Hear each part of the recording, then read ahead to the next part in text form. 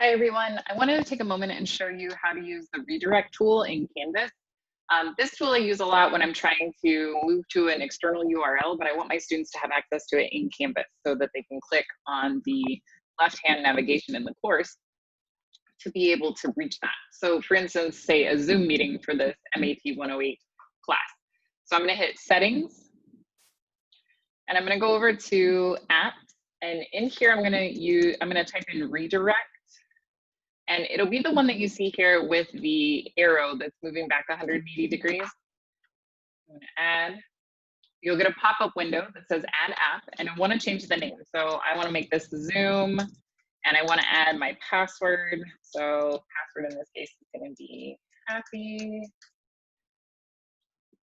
This allows my students to not have to go search for the password for my Zoom meeting. Now, another thing that we need is the URL redirect.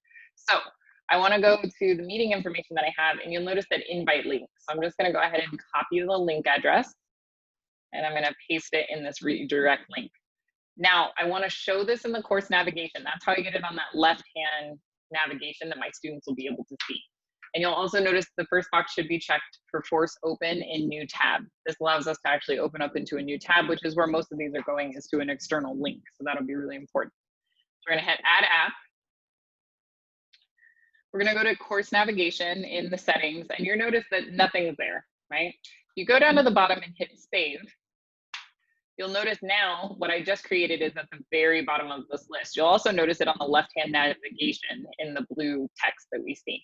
So I want to move this up for my students. So I'm just going to click on it and move to where I think they would need it. So I'm going to put it closer to the top. And then I'm going to hit save.